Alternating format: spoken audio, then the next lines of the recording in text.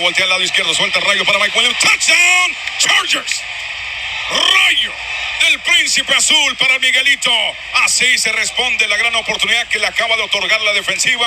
Paga dividendos. Chargers van a tomar la ventaja aquí en el último cuarto. Tremendo pase de Herbert. Abrió al receptor, volteó Mikey Williams y ahí estaba el balón en el pecho. Y apareció el 80-20 que necesitamos no solamente hoy, sino toda la temporada.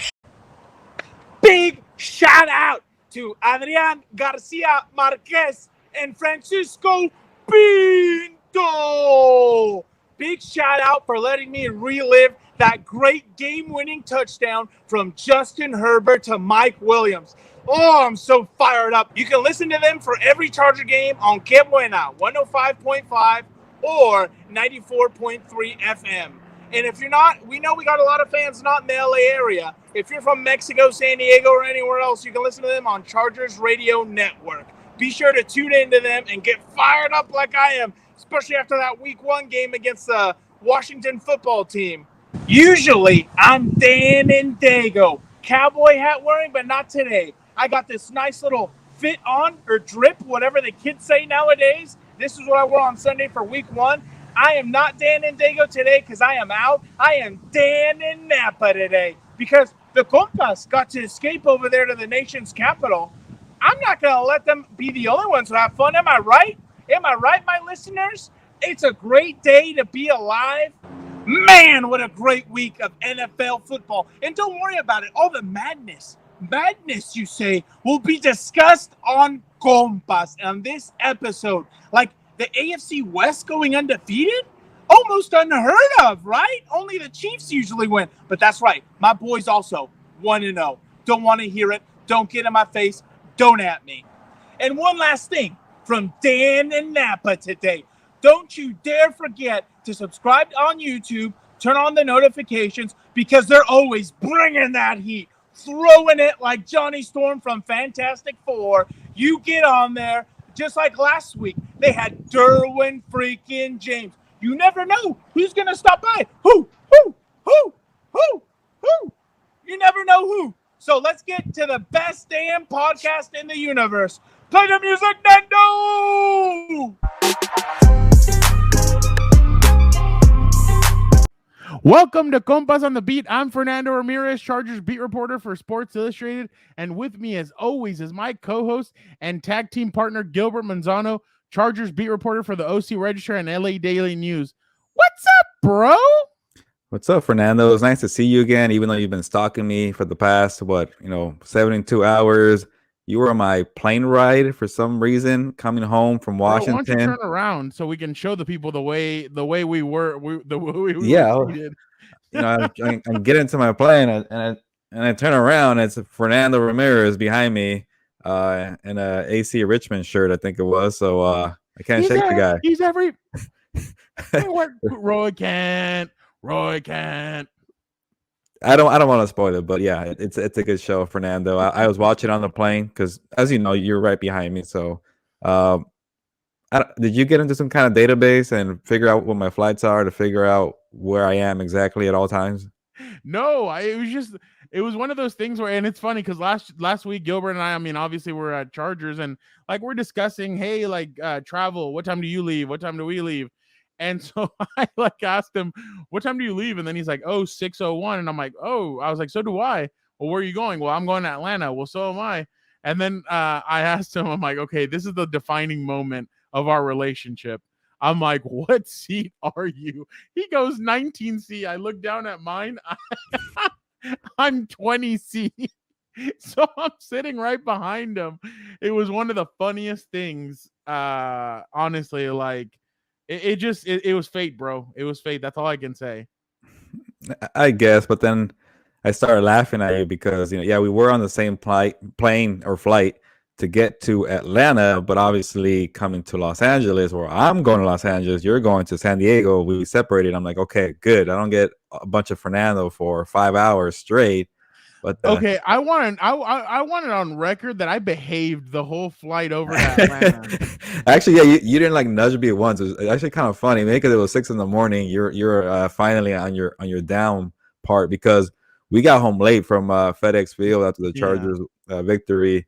So and also we got some good food, some food in Chinatown in Washington, but it was an early flight, and to kind of, I got a little laugh too, a little chuckle when I saw you rushing to get your connecting flight or through that maze we call the Atlanta airport, and you're rushing to a shuttle to go somewhere called Terminal F, and then for my plane, it's right there, right at two windows down, and I'm ready to go.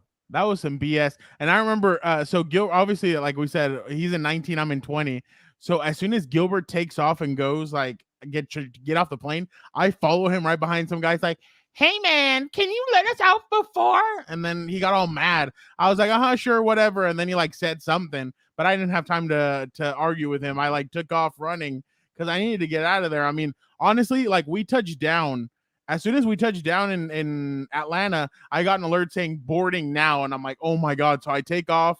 Obviously, they had to put us in the furthest part of the damn airport so I could go to the other side of the furthest part of the airport. And I'm like, I'm going. I get on the tram. On the tram, I get an alert, final call. And I'm like, oh my God. I'm going to miss this flight. And I'm going to have to go home with Gilbert. So like I run over and I get to my terminal. Nobody had boarded. I mean, that was just beautiful. Nobody had boarded. And I'm like, oh my God. I'm like, I literally sprinted over here for nothing. We start boarding and everything. And that's when I get on the plane and somebody looks at my shirt and he goes, he's there. He's everywhere Roy can. And then I just started laughing.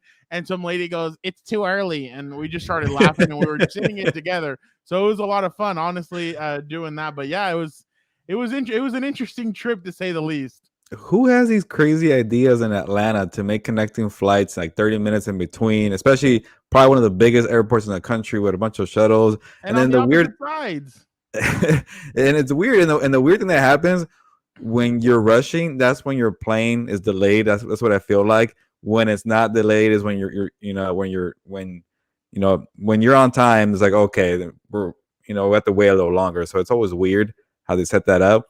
But the crazy part too, you had no idea how quick your turnaround was. We were trying to figure out how we could try Bojangles, because I've never had this chicken in Atlanta, and you said you saw one on your way to Washington. We're gonna try to get some Bojangles. Obviously, that did not work out for you, but don't be disappointed. I couldn't find. For you. I was gonna say I couldn't find the place. I had to settle for Wendy's, and it was whatever, but it didn't work out for us. Bojangles with that redhead. Hey. I needed to eat something, and I was right there. I had time. I just got the little goldfish, and I asked the lady, "Can I have an extra goldfish?" She's like, "Oh yeah, okay." She's like, "You didn't have breakfast?" I was like, "No, the Starbucks line was too long." By the way, God bless those women at Starbucks. They were facing an uphill battle. It was 6. They opened at 5 a.m. I think, and Gilbert and I watched these two ladies were trying to like hold back the line. Then the lattes weren't working. It was madness. Oh, actually, Jeff Miller was there with us too. So the three of us were we felt so bad for these ladies. But yeah, no, I mean, I wanted to try Bojangles. So the last time when Dan and Diego, my sister Melissa, and I took a sibling trip, we were on our way back from New York. We stopped in Charlotte, North Carolina. So there was a Bojangles. The only thing is we're Catholic, and it was when we couldn't eat meat. It was oh my God, I completely spaced. You're talking about the before Easter thing you guys do? Yeah. But I can't remember what it's called. Oh my God, it escaped. I don't know. It escaped my mind. I can't remember what it's called either right now, but I apologize. My mom's gonna listen to this and be like, "Are you kidding?" How religious? Tell me how religious you are, and without telling me. And bro, I remember what it is. It's terrible. No, I know. It's like Ash Wednesday. Then it's all that's like when Jesus was. Are you trying to say it in Spanish or what? 40 days and 40 nights, but you can't eat meat on Fridays. So you're trying to say it in Spanish, right? No, I don't even. It's Lent. I don't even know if I know in Spanish. It's Lent, no? Lent. There you go. Thank you. I kept saying that. Thank you. God, I'm terrible. Are you trying to figure it out in Spanish? My mom's gonna roast me. Vigilia. Oh yeah, I did know it in Spanish. Wow. Come on, Fernando. You don't go to church. I could tell. Bro, I do go. Well, I haven't been lately, but I do with my mom on Sundays. We usually are the only ones that go to church. I pray for you, Gilbert. Thank you. You prayed for my flight to leave on time, and you are rushing, so I appreciate that. No. I pray that the Compas succeed. We keep on moving on. We're like the Jeffersons, moving on up. So we do that. But yeah, so I couldn't, like, obviously I can't eat, you can't eat meat those days or chicken. And I was like sitting there and I'm like, and Dan and Dago was like, Jesus will forgive us. And I'm like, no. I was like, do not eat there. So obviously we didn't eat there. But Daniel's actually had it 3 or 4 times because he went to basic training out there and he said it's delicious, must try. So I am jealous that he's got to try it and I haven't. But yeah, no, it was a fun trip, Gilbert, to say the least. Yeah, and we got to sightsee. We got to do what LA people don't do. We use public transportation. We're on the metro, the subway. By the way, shout out to us for being able to use the metro from the airport all the way to your hotel. Shout out. Very convenient. And then we walked and got to the hotels. We had some good exercise there, and we also went sightseeing. We went to the Compas. We're at the White House. Compas on the White House.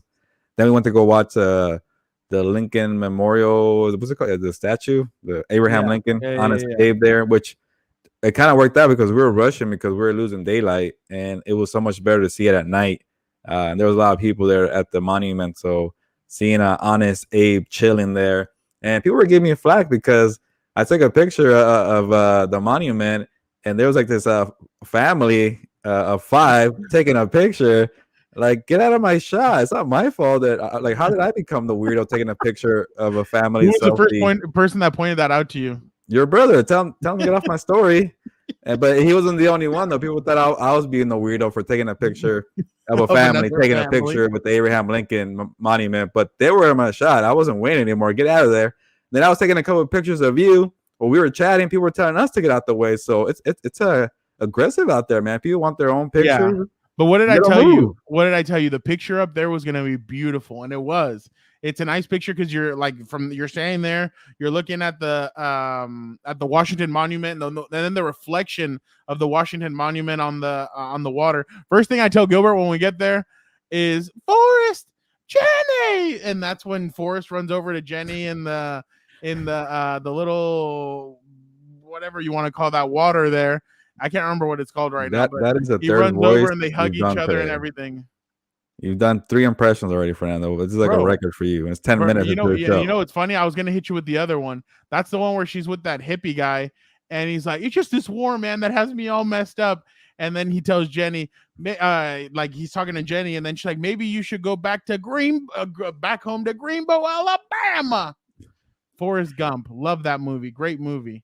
But you keep doing an entire movie, Fernando. You could keep going. Is it Emperor Bob or impressions of Fernando? Well, you know what I wanted to go with is who we met. So we met up with Dylan Hernandez and Jeff Miller. They're both compas, good guys. So Dylan Hernandez tells us, "Hey, do you guys want to go hang out with Bolt God?" And we're like, "Bolt God?" Or we're like, "Who's that?" And then he's like, "You guys don't know about Bolt God?" He's like, "So I guess." Hey, I knew about Bolt God. Okay, I didn't know who he was. So Dylan and Bolt God, I guess, sat together on the airplane from LA to Washington. And I guess they talked, and there was a huge Chargers meetup at a bar, and we decided to go.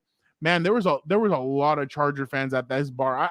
Easily 300 people, I think. And yeah, no, it was crowded down there, and it kind of felt like a Dave and Buster's. And we go down to Georgetown area, where a bunch of bars were at, and we go looking for Bolt got in, and it was us 2, Dylan and Jeff Miller. Can you say the funniest part about the whole thing? Well, when the bouncer. Oh yeah. So we go. We couldn't find the place at first, right? It was kind of hard to find. It was in a down and under the ground kind of bar, and we get underground, and then there's like a bouncer who's like 18 years old, I guess, and he just really took his job seriously. He kept, like, I guess keeping count who was inside, making sure there wasn't a lot of people inside, which is okay. It's to do your job, but he kept acting like we're gonna barge and rush in to the bar. We're normal civilized people. We're not gonna barge into anything. We're gonna wait our turn. Like, he was freaking out. We were just standing there, and he's like, "I'm gonna go check on something, but you guys better like not please don't come in here. Please respect this. Please, blah, blah, blah." He didn't say please. I was like, "Whatever, Junior, just go in there, do whatever you need to do, and come back out." And then he comes back out. He's like, "I just want to thank you guys so much for not like leaving." And I'm like, yeah, whatever. Just let us in. And finally, like, he let us in or whatever. And I I have a complaint about the line. Oh, Because the line to get drinks, Gilbert, easily what, 30 minutes? I was in that line. yeah, you know, at most bars they have like 4 bartenders. You kind of pick your side of the bar, which that's kind of already chaotic. This one was just a really long line, like you're in a ride to Disneyland, just waiting, and then the bartenders having conversations with every person up there and taking pictures and chit chat. Hugging people. So, and then there was like people cutting in line. It was just, but whatever, we were there, and then we got to kind of mingle with the Chargers fans. There was a lot of Chargers fans, like you mentioned, Fernando. Then, you know, we're waiting in line forever to get our drinks, and then we finally both got a peers, who was a very cool guy, actually. Really cool guy. Hearing his story, how it kind of became this very popular Chargers fan. He's like the guy from Mortal Kombat, right? His persona. Yeah. No, the thing that impressed me. What's up? It's Raiden, right? The guy from Mortal Kombat. Yeah. What impressed me about him, Gilbert, was when he told us a story about how he used to like curse in his videos or like drink and have fun and stuff. And then when fans would tell him, dude, my kid loves you. My kid who's 7 years old loves you. And he's like, you know what? I have a responsibility. I need to, if these kids are looking at me and as a role model because they love the way how energetic I am, how this, how that, I need to be better. So he stopped all that stuff. And he really, you could tell he enjoys doing what he does. He loves the Chargers. He's realistic about the Chargers, but he literally is hilarious. Like it was just a funny thing. The funniest part is that Dylan tells him, he's like, oh yeah, these two guys picked the Chargers to win tomorrow, and that guy picked him to lose. And then and Bolt God's a big guy, like a bigger guy, and he's like, he tells Jeff Miller, I'm gonna put you in a headlock. I'm like, oh, here we go, it's about to get started. And obviously, so it was just a fun time. It was honestly hilarious. I couldn't stop laughing. Yeah, no, it was a good time to kind of, you know, set the scene for what we were about to see the following day at FedEx Field. And, you know, it was kind of a late arriving crowd there at the game with Chargers in Washington. And we were making a joke, like, what is it, Los Angeles crowd? Everybody gets there late. Yeah.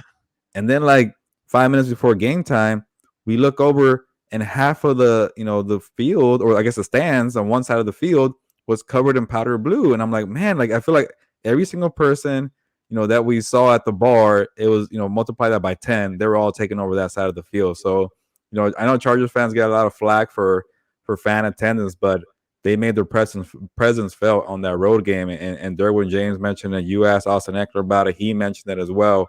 So overall, it was a very good coming out party for the Chargers. And you know, I know I get it. It's week 1. It's exciting. Fans are back in the stadium. So for them to kind of show that was pretty cool. And Fernando, before I forget, we were also in the stands at one point at FedEx Field to break down the game. So make sure to check out our recap episode on Compas on the Beat of what we saw, because you know that was a pretty exciting game, Fernando, for week 1 off the bat. You know, seeing Justin Herbert, like Herbert was great a year ago, but now you could really tell he's in rhythm. That 1 year of chemistry really paid off in that game.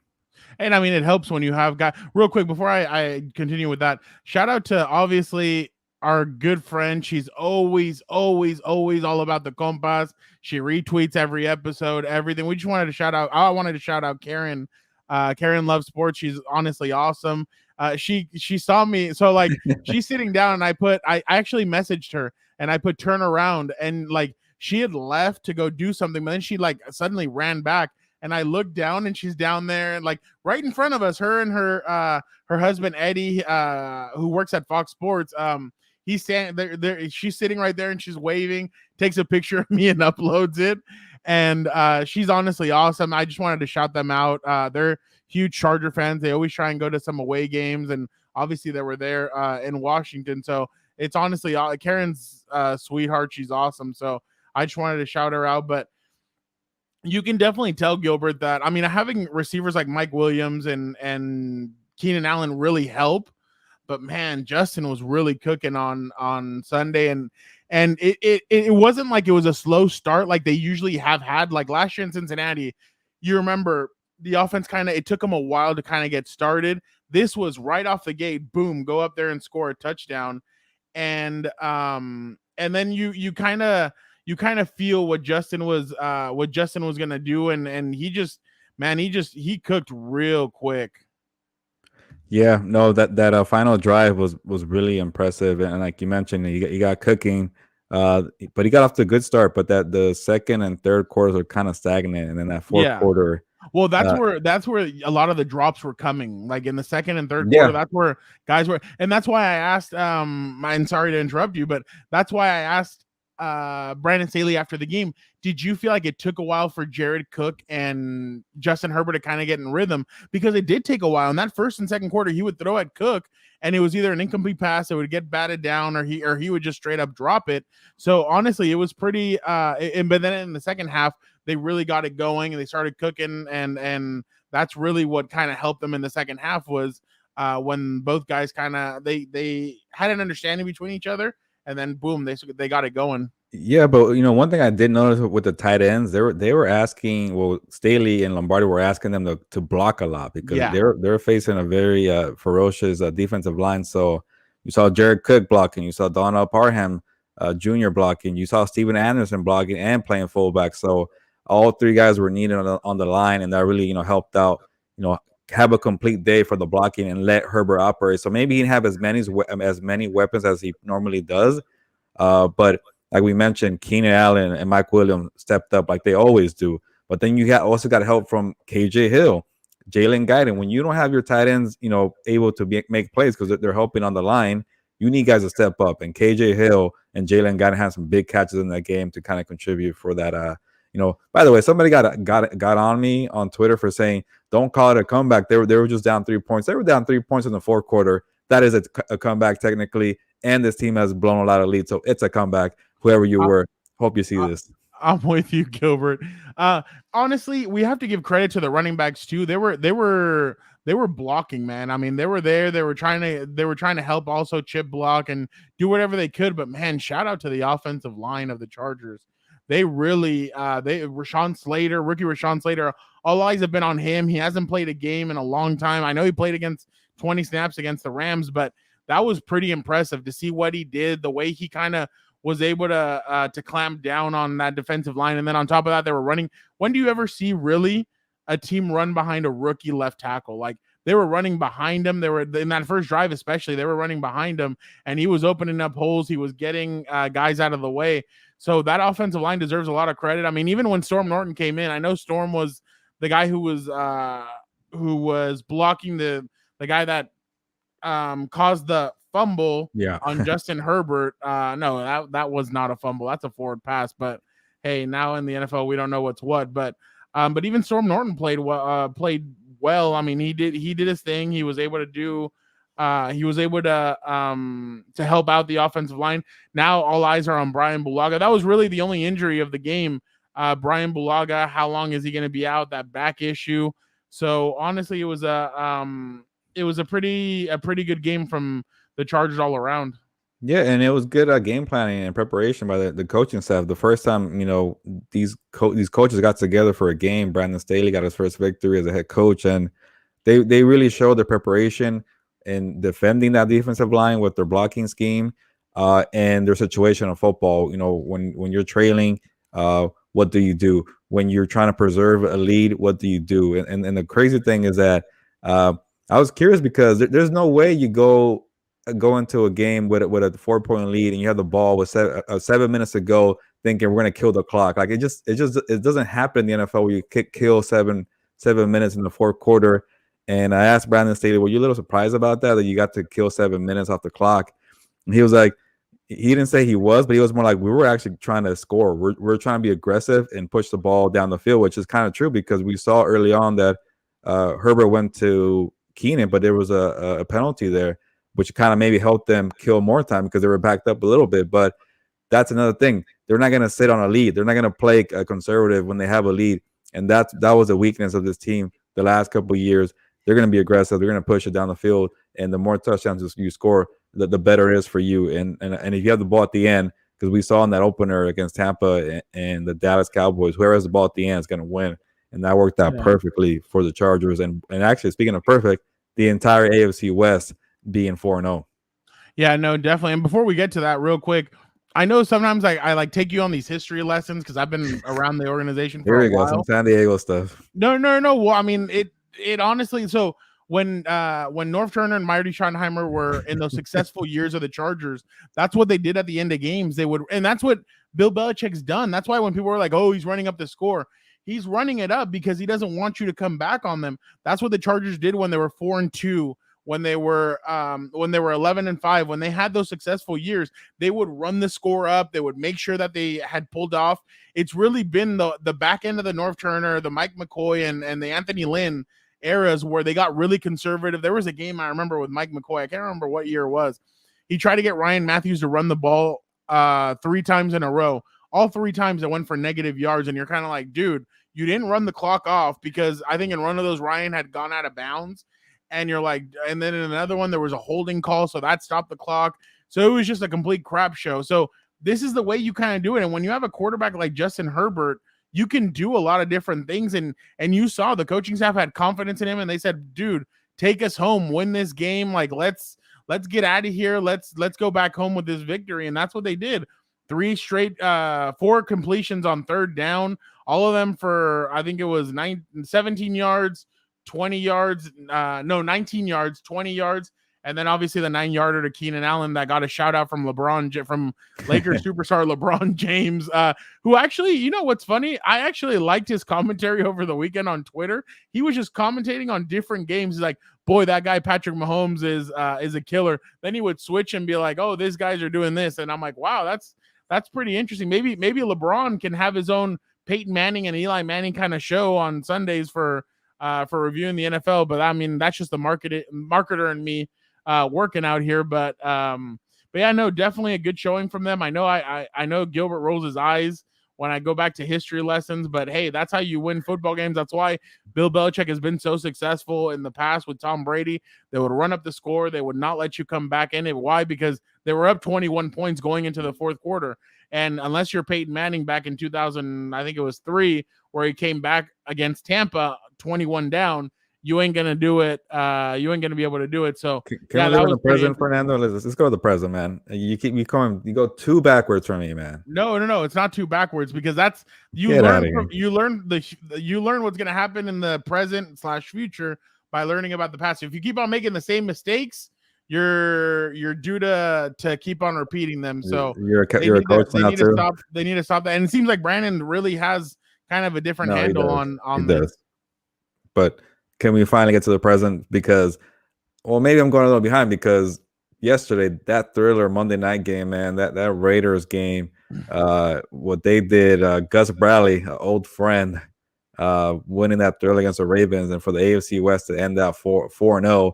And speaking of the West, the NFC West also went 4-0. Okay, you guys are calling it a thriller, and I'm a little annoyed with that because that's not a thriller. How do you not like that game yesterday? Thriller is Cowboys versus Buccaneers. No. The back and forth scoring. You were not entertained? This was crap show. Like they won the game. Then that's he throws an interception. That is the definition of thriller. That's a crap show. That's not. No. It was no. I was entertained, but thriller to me is the back and forth, like gunslinger. This was one of like Lamar looked exhausted at the end of the game. He looked like he was having to run the football because they had no running backs. He was having to do basically everything for this team, and Lamar didn't look comfortable. He wasn't putting the passes on the money. I'm a little bit concerned about Baltimore now because I had them winning the division in our SI. They have a bunch of injuries, huh? They had a lot of injuries, man. It's gonna catch up. I know, and that's the thing is that they have a lot of injuries, not just on offense but on defense. And fun fact, actually, guys, Dan and Dago made another bet. He made it with Uncle Joe Reedy from the AP. They bet that Daniel was saying that Dan and Dago said that the Chargers will beat Baltimore in Week 6 in Baltimore. And last night he texted me. He's like, I hope Uncle Joe's ready to buy me that bottle because Baltimore didn't look that good. And obviously it's just him talking crap, but it was pretty funny. But yeah, no, you're right, Gilbert. AFC, NFC West both go 4-0 this weekend. Pretty interesting. It's 2 of the toughest divisions, I think, in the NFL, Gilbert, to be honest. No, and that's why we saw this weekend that we keep saying the AFC West is going to be really competitive. And now watching what the AFC West just did, I'm excited for these games coming up. Like, I'm excited for Cowboys Chargers, but I'm excited for Chargers Chiefs. I'm excited for Chargers Raiders and the weeks after that. And I don't get you, Fernando, because I really liked that game yesterday. I know there was turnovers and mistakes, but going to overtime, and I'm gonna give credit to Derek Carr. People always overlook Derek Carr. He was very impressive down the stretch. He was better than Lamar Jackson. He wasn't tired. I know he was kind of just, it makes your life easier when you're just going to Darren Waller. Like, he's a monster, and he looks like a wide receiver one. He is a big body receiver. He looks like Julio Jones out there. I know he goes to that guy often, but Derek Carr was impressive. The kind of, he spread the ball around to Edwards as well. So these Raiders, I know their defense is still a work in progress with Gus Bradley, but the Chargers offense and Herbert and Derek Carr and Raiders, they're going to be going at it just like Mahomes and the Chargers offense. Come on. Derek Carr had 400 yards yesterday. I don't buy but I don't buy the Raiders yet, though. Like, I'm not saying that. I'm just saying no. Really I know, impressive. but like, to me, the Baltimore Ravens offensive line isn't that good. I like the notions that I had about Baltimore coming into yesterday's game. They were all proven right. I think it's the first game of the season. I don't think we can and that's why I'm not like overly like, oh my God, the Chargers are 1-0. No, because you need to like, week one is usually kind of weird. So I want to see what the Raiders really are. Is there like Max Crosby looked like he should be up there with Joey Bosa, Myles Garrett, looks good. TJ Watt, and it's like, but is that pass rush really going to be like that all season long? That's going to be the interesting part. I'm just saying the offense, man, it's going to be trouble for the Chargers. No. Wait, whose offense? The Raiders' offense. Oh no, yeah, but now but that's the thing though, and this is what I'm waiting for.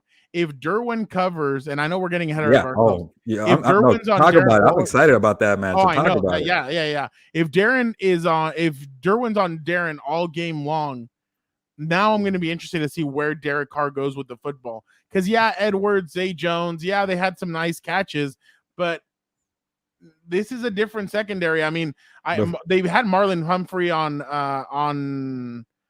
Darren Waller a lot, and I think he had a lot of success on him. It's when they took him off of Darren Waller where Darren Waller started having better success in the game.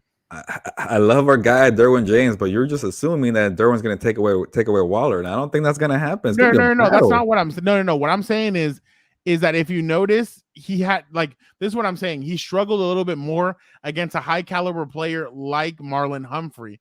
Well, Derwin and Humphrey are a little bit of the same. No, Derwin's better though. I'll say that. The what? Derwin's much better, I feel like. So you might be right. Oh, wait. What'd you say? No, Derwin is a better player than Marlon. Yeah. But what I'm saying is that I feel like that's what's going to do better than maybe putting Tranquil or Kaiser White. I don't think that's going to help. I think what is going to help is putting a smaller guy like a Derwin on him or something like that. I feel like that's going to help them a lot better than if they try to put Drew Tranquil, because that's what happened yesterday. When he started making catches, it's when they had other guys on him and not Marlon Humphrey. So that's what I'm saying, is that you can't just leave a linebacker on him and expect the linebacker to make the play. You're going to have to put other guys on him or just completely leave Derwin on him the whole game. But the Raiders are a good team. They have good pieces, but now I'm like, and I don't, people are going to misconstrue whatever I say, so I don't care. But when it comes to throwing of the football, Justin Herbert is better than Lamar Jackson. We all agree. Well, yeah, that's okay. Fine. So what do you think he's going to do against that secondary? Yeah, no, he's going to have I saw guys open. Lamar just definitely couldn't get him the football because he had so much pressure on him. So that's what I'm wondering. I don't know. It's going to be an interesting game, to be honest. But no. I give the Raiders a lot of credit, man. They won. It felt kind of like last year when the Chargers felt like they had won the game against the Raiders, and they ended up losing the game. And I thought that that's what was going to happen to the Raiders yesterday. I thought they were going to lose the game because they had already sort of quote unquote won it. So, but no, they were able to win it. All like we said, all four AFC teams won it. AFC West teams won it. So this division is starting to get a little bit more and more congested. It's gonna be really interesting to see. And that's the thing, is that we've all heard it. What's his name? Anthony Lynn would say this often. You have to win the divisional games. Those are going to be key to how your season's gonna go. And I mean, here it is. Like you're obviously you play the Cowboys this week, but next week you're gonna get Kansas City. The week after you get the Raiders. You have to go 1-on-1 at least in those two matchups. Yeah, and we're going to see a different style for the Chargers for the next 3 weeks because that I know that Washington team, I expected it to be low scoring because they're a great defensive team. Yeah. And the Chargers did a great job of scheming for them, and that worked out. But you better score more than 20 points against the Dallas Cowboys, Chiefs, and the Raiders. Like you got to put up points. So it's going to be interesting to see how this offense develops in the next 3 weeks to become okay. Are you just Justin Herbert and the gang, or are you a legit offense at the NFL? Are you a juggernaut? Because you're going to be facing three offenses who could score lights out. And we saw the Chiefs could score in a hurry, Fernando. I caught you looking at that game while I was working. You were kind of slacking, Fernando, watching the Chiefs and the Browns go at it.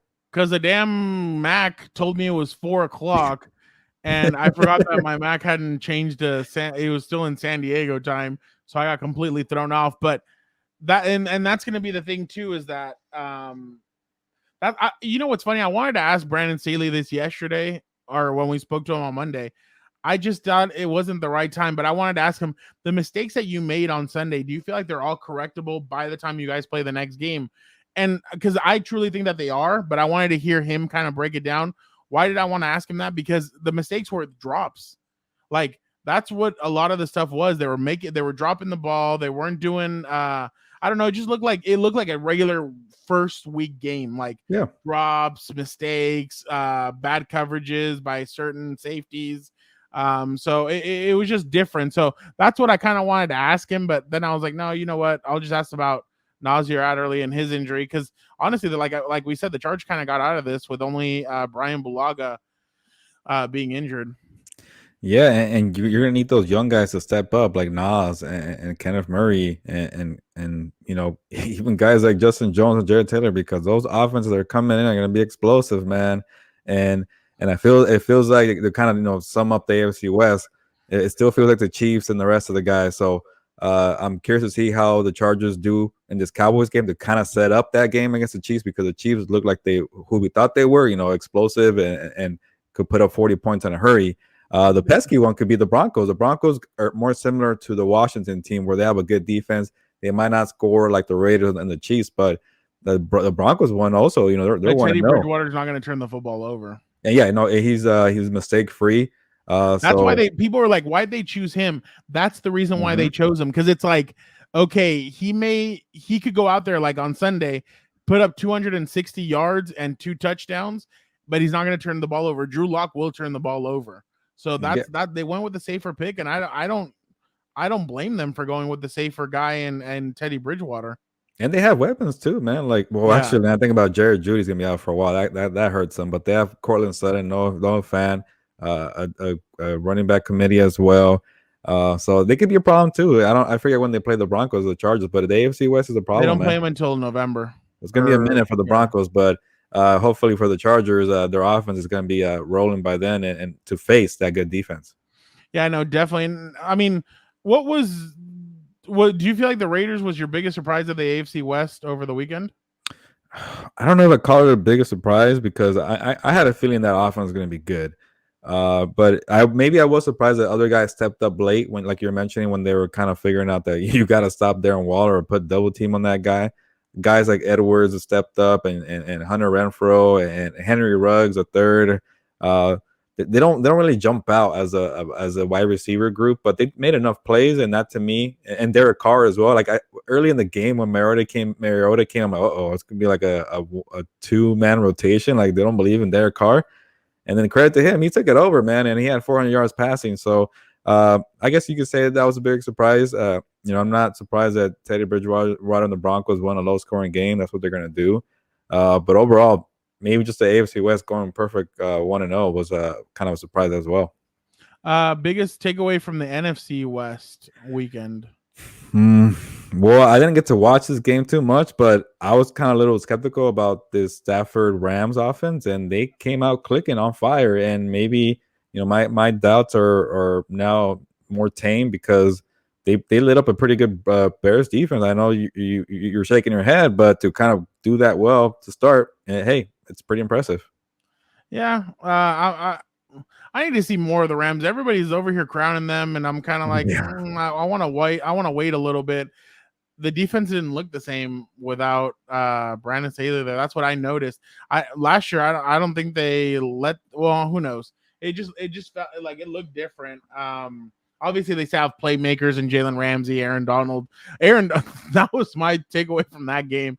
Aaron Donald tried he should have had 5 sacks just like Chandler Jones did in this game, but for some reason, what's his name? Andy Dalton kept on evading him, and he would duck, he would do this, he would do that, and he would he felt like a boxer at times, but it was hilarious, to be honest. My biggest takeaway was Arizona. Arizona came out and smacked the Titans around. Is Julio Jones done? Did you see his play? Like Mike Vrabel just completely crapped on him for a penalty that he had towards the end of the game, and Julio Jones really didn't have an impact. Is it? Nah, it's too soon. It was maybe just a really bad game. They were getting blown out. What else can you really do? I honestly, I was not a big believer of the Titans coming into this season, and now I'm kind of having even more doubts about them. Just because their defense isn't that good, the offense is all right. Big shout out though to Tyrod Taylor of the Houston Texans, ex-Chargers quarterback. He had a really good game. No, he did. Yeah. I mean, they were playing Jacksonville. He may be trying to send Tyrod Taylor almost sent Urban Meyer back to college football, and maybe he'll take the USC job. That was pretty interesting. But yeah, no, I just wanted to shout out Tyrod. I thought he had a good game. Very impressed. I mean, we all know that Tyrod is he can make plays. He had one pass. I think it was to Brand. I can't remember who it was. He had a guy right in his face, and he just slings it sideways, kind of a la Phillip Rivers, completes the pass and scores a touchdown. The receiver did. I was like, okay, Tyrod. I was like, look at that. There you go. So shout out to him for that one. But yeah, Arizona's probably my surprise from the NFC West. Yeah, jumping off of your Texans, overall for me, getting away from the West teams, the Steelers might still be a problem. I thought the Bills were going to go through them, and they had you keep shaking your head at everything, Fernando. I think the Bills have problems, and I do think that the Steelers still have problems. Everybody kept saying the Bills are going to be so dominant, and they come out flat. Not this guy. All right, didn't you pick them for your Super Bowl team? Did I? Oh, I might have. Come on. No, but I'm just until somebody can really take Kansas City down, I guess I won't. I just didn't want to be I think you had Kansas City Buffalo, right? No, I have the Bills. I had the Bills winning the Super Bowl against the Seahawks, who actually were pretty impressive. The Seahawks. Well, I keep on seeing Tampa and Kansas City, and I'm kind of I can't go with both of them. Come on, I went Tampa, Kansas City. You're not a believer in the team you chose to win the AFC last week. I just until somebody unseats Kansas City, I just really want to see somebody be able to take them, and I don't know who that's gonna be. I thought it was gonna be the Buffalo, but they have some work to do.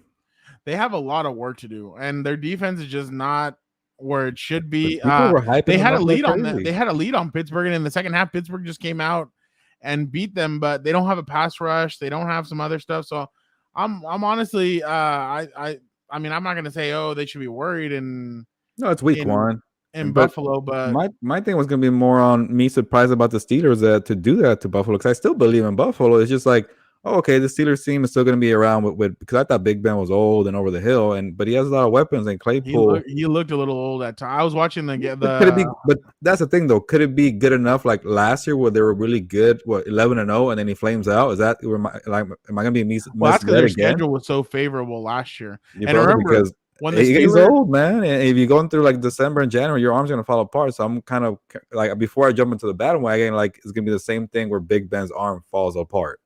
Dodger fans are gonna hate me if I use this analogy, but so I'm not. Or should I use it? You already said it, so why would you? All right, cool. So last year they won the World Series, and Clayton Kershaw had a good game.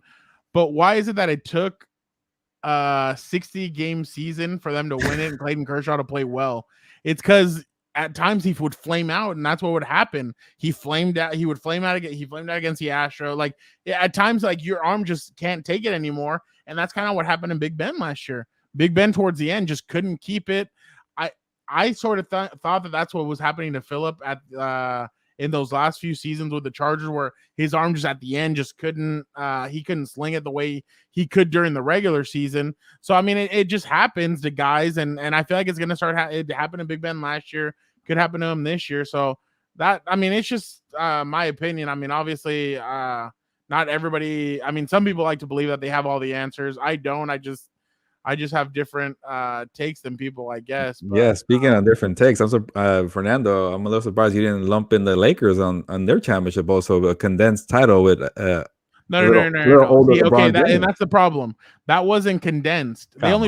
They played 72 games out of 82 that they regularly play. But they had a 3-month break in between. Oh my God. They went straight into the playoffs.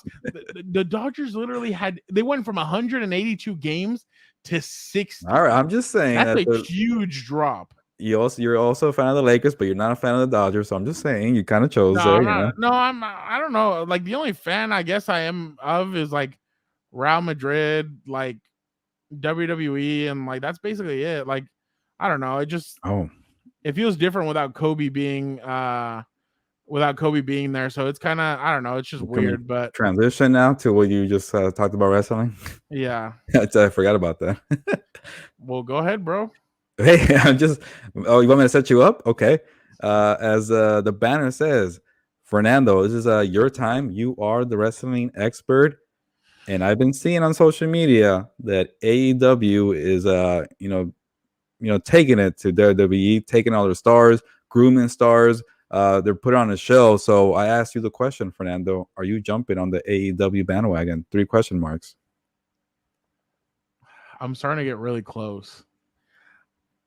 I don't know what's going on in WWE. Like, you keep on hearing rumors about Vince, but potentially has stake in AEW, and he's trying to sink WWE.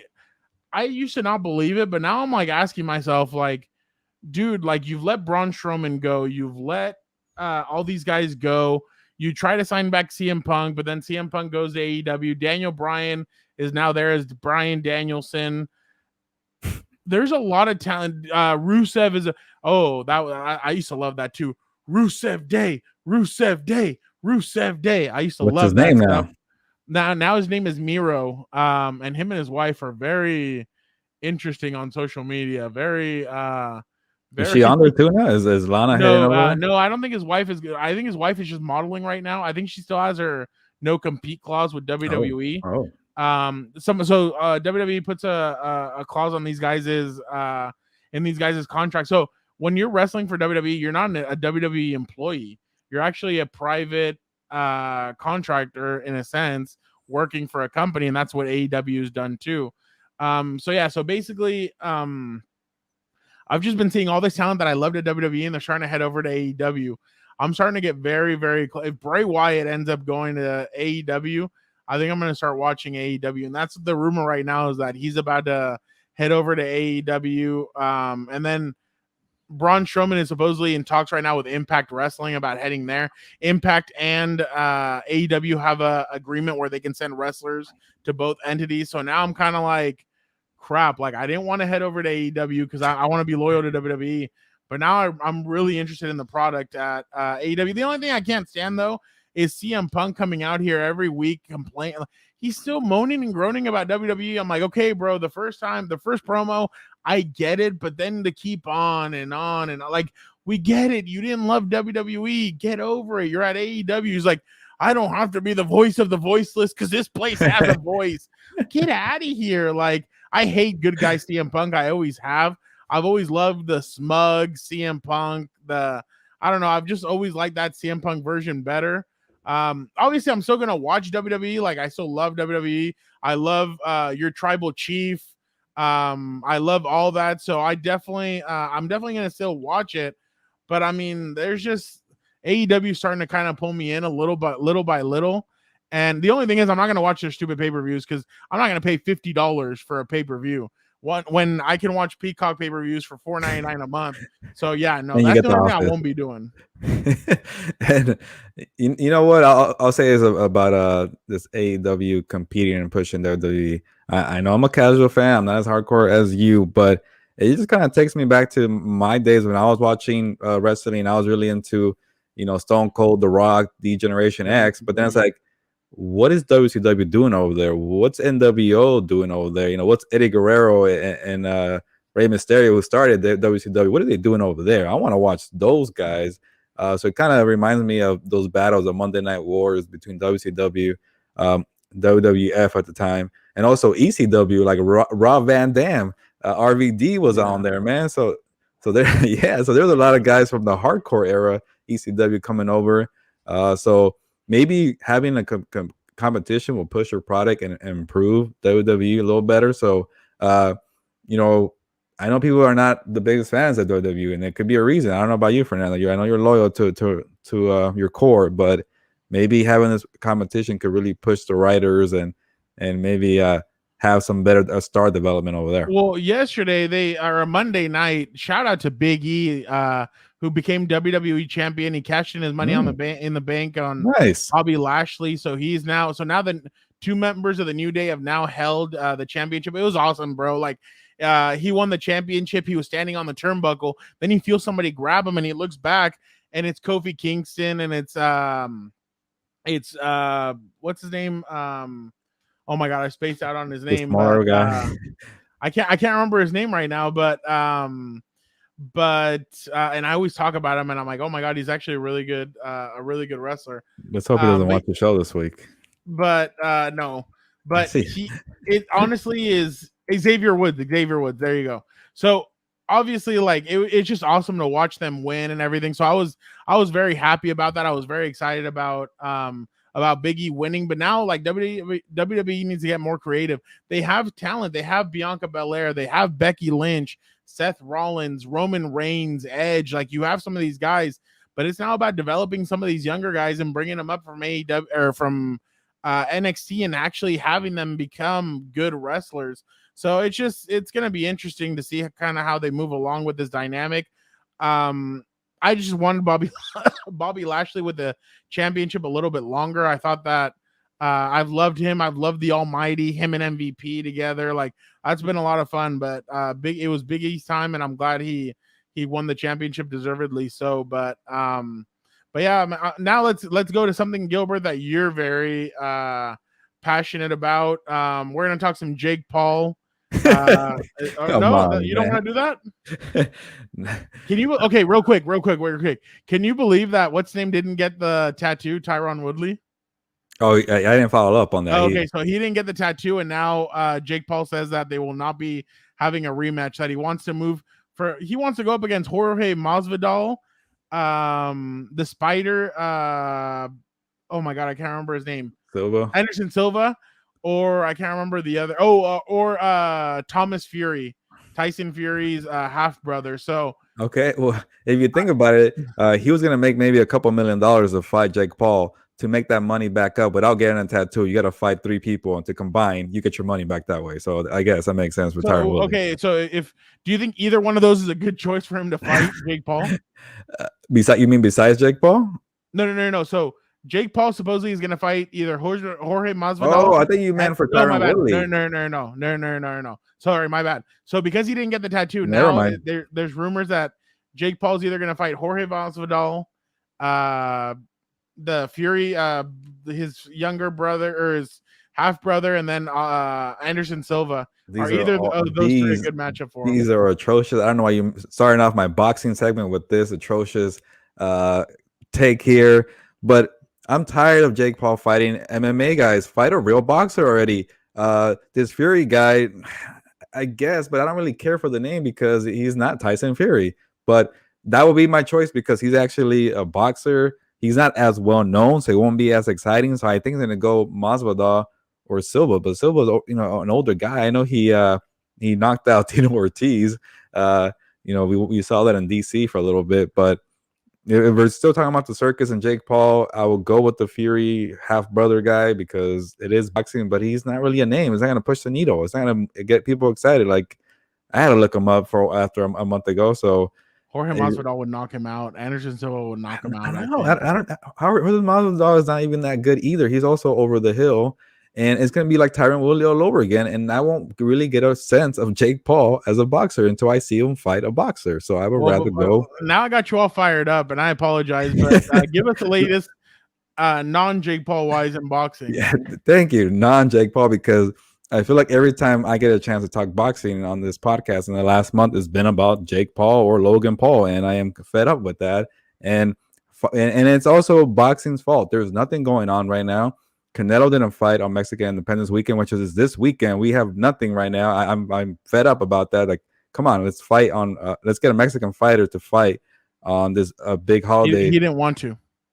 And because there was a bunch of negotiating with Caleb Plant, which it did work out at the end, but it's in November. We have to wait until then. Tyson Fury, Wilder 3 got canceled because of COVID. It went to October. Pacquiao didn't fight Errol Spence because Spence had an injury. And it's like, I keep being disappointed as a boxing fan.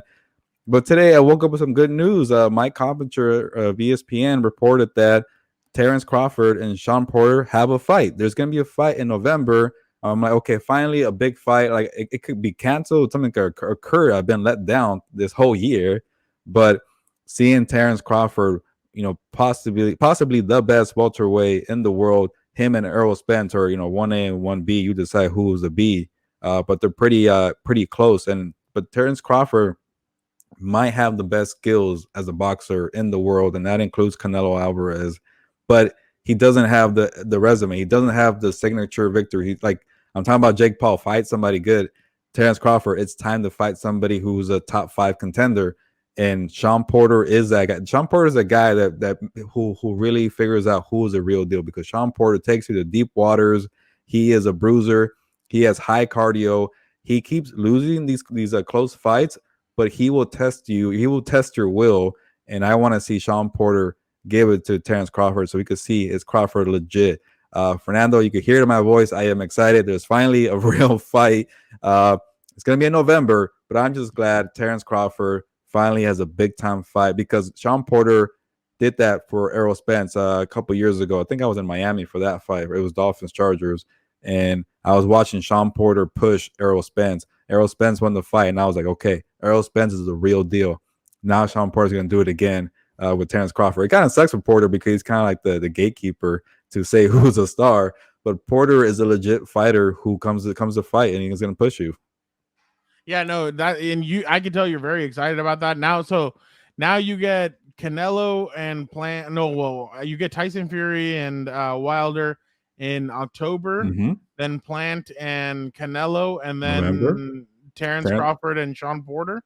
That's a pretty good Christmas. Yeah, but before Christmas. But I was let down the last 3 months, and I had to settle for Jake Paul takes and Tito Ortiz and Anderson Silva. But isn't it crazy how this summer should have been a lot better for boxing, and it just completely like slowly but surely just went down with Tyson Fury getting COVID. You can yawn, Fernando. That's the type of no.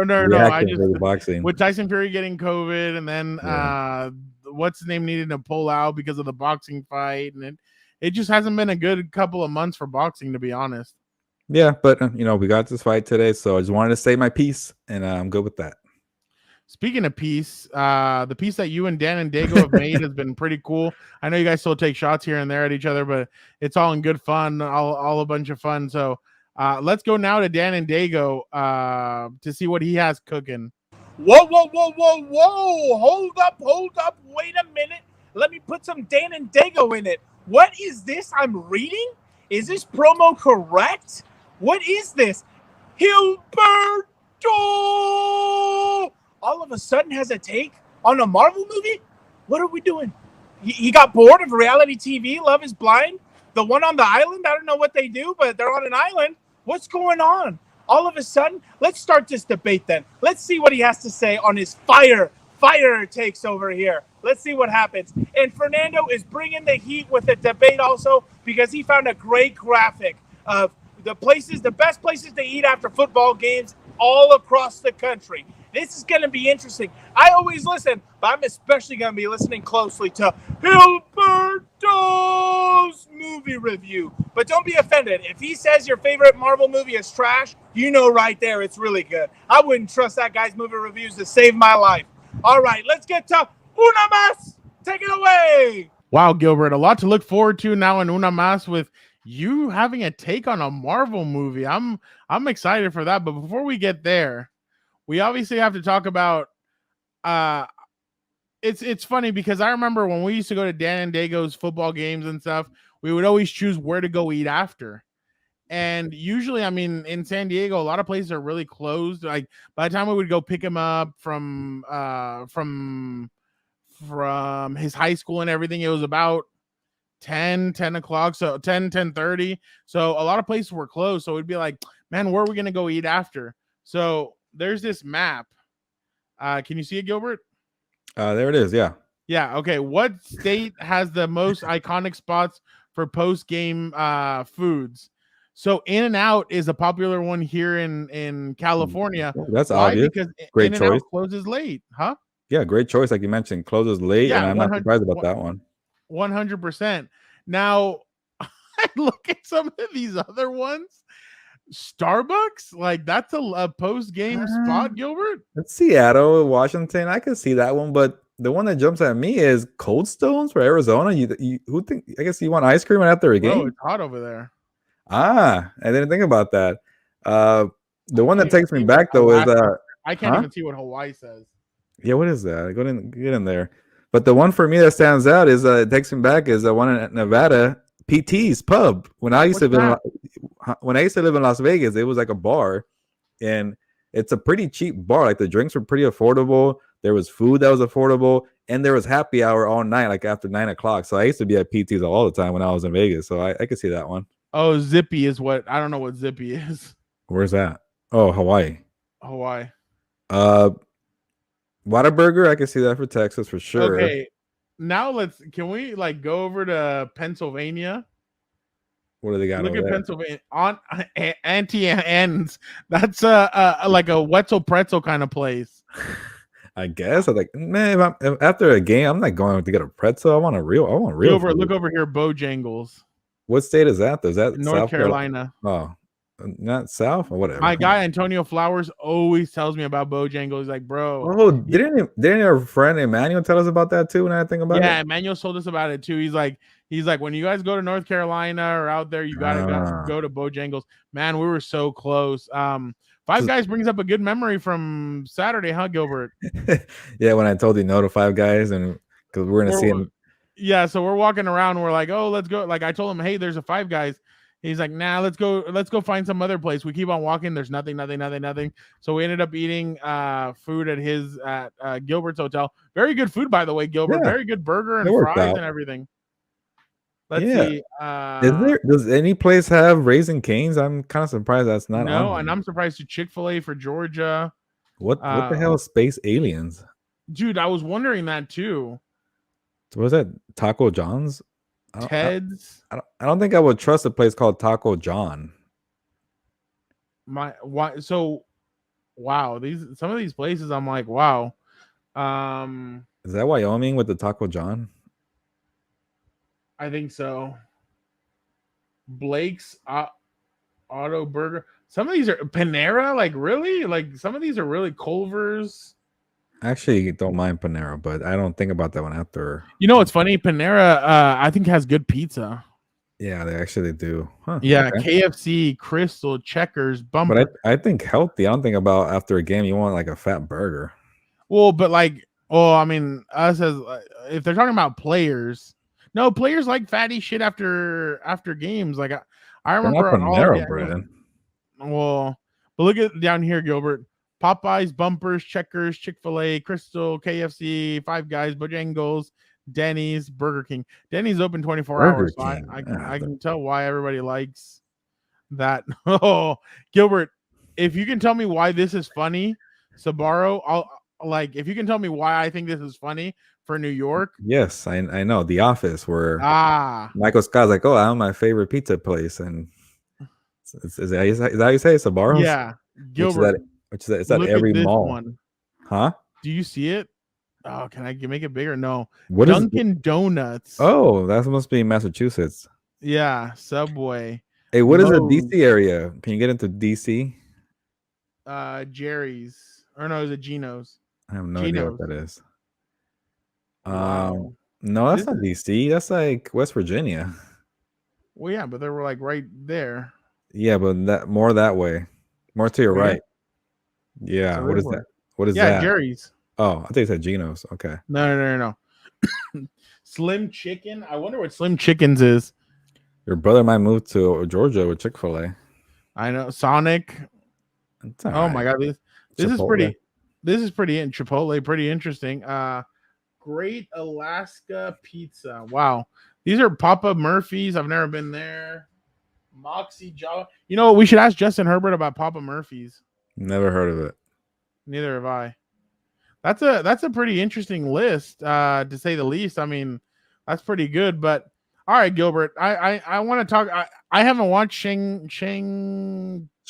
I think. Shang-Chi. Okay, I haven't Don't watched the confirm movie. on me. I haven't watched it, so I need to go watch it. I probably might this weekend, hopefully.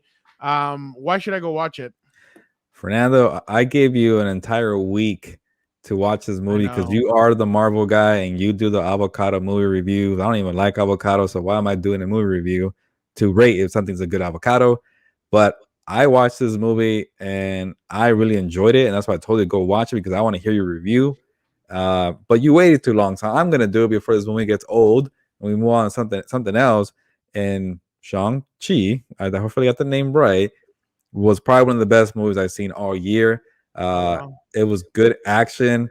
I love like the combat scenes, some of the best scenes that when it comes to like action scenes, or I don't want to spoil it, but there was like right out of the gate, there was good action.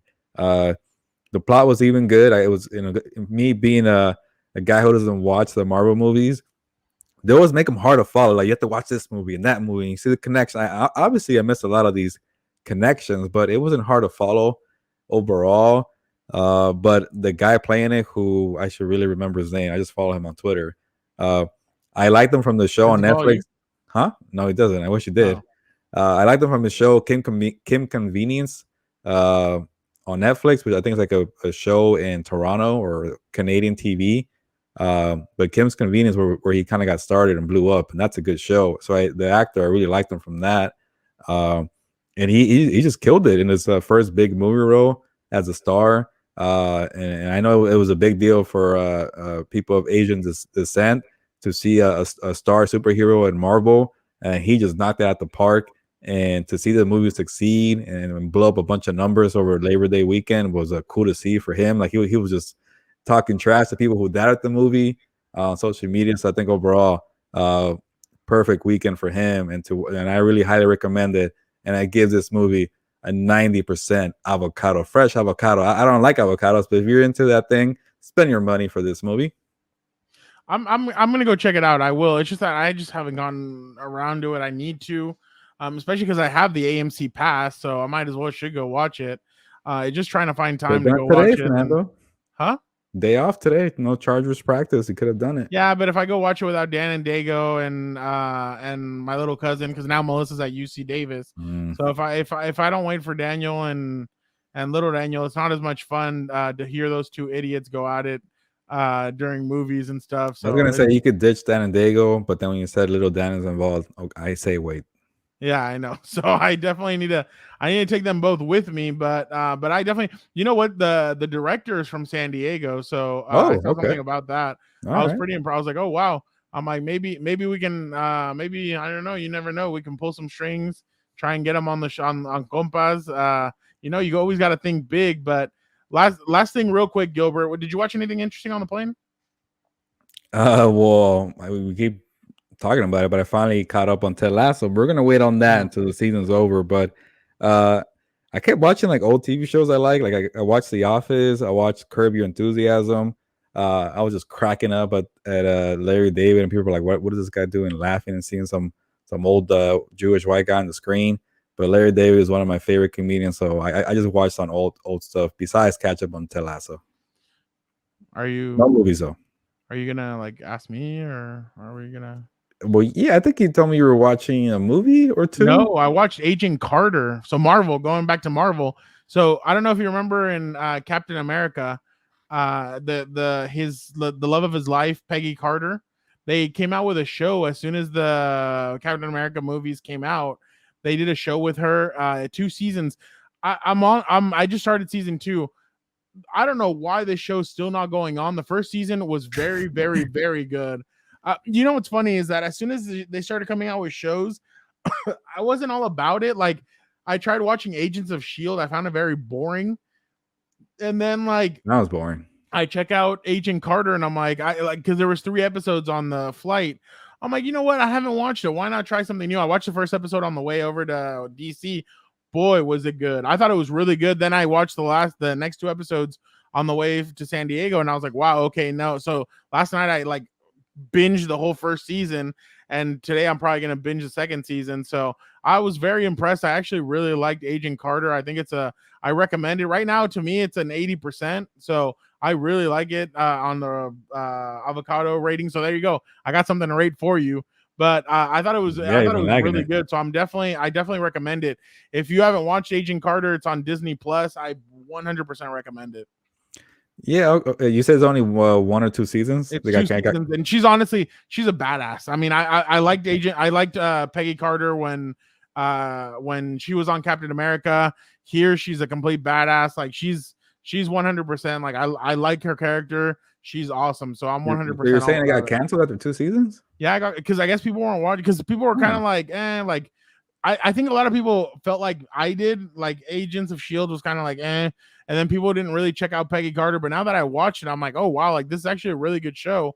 I may have to go on Twitter and at Disney and be like, hey, bring back Agent Carter. Like Manifest. Yeah. I told you Manifest was gonna come back, and that's what people did.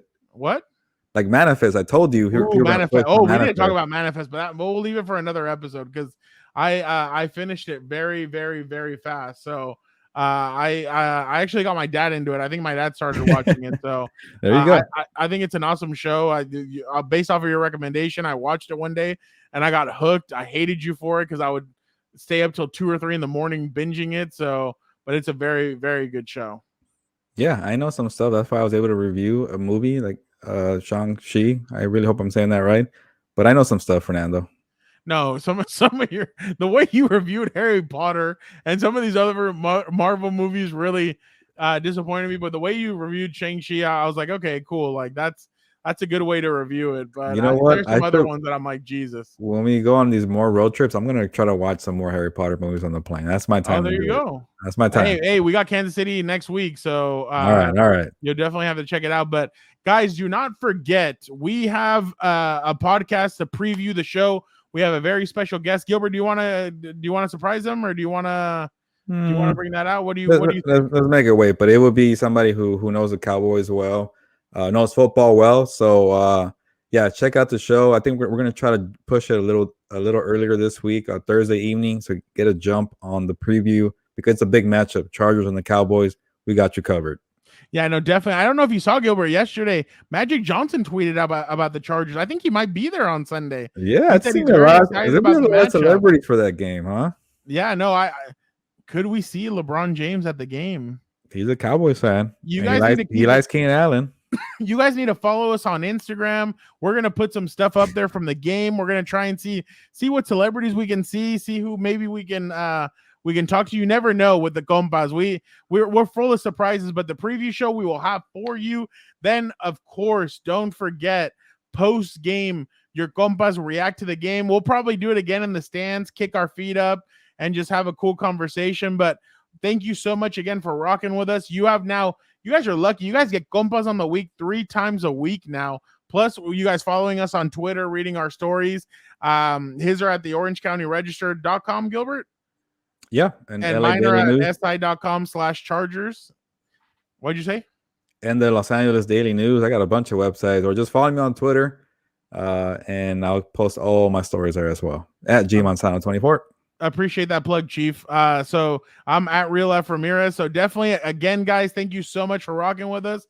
But you know what, Gilbert? It's time. Let's enjoy this day off. Yeah, it's a good, nice Tuesday right now. Ya nos vamos, pues vámonos.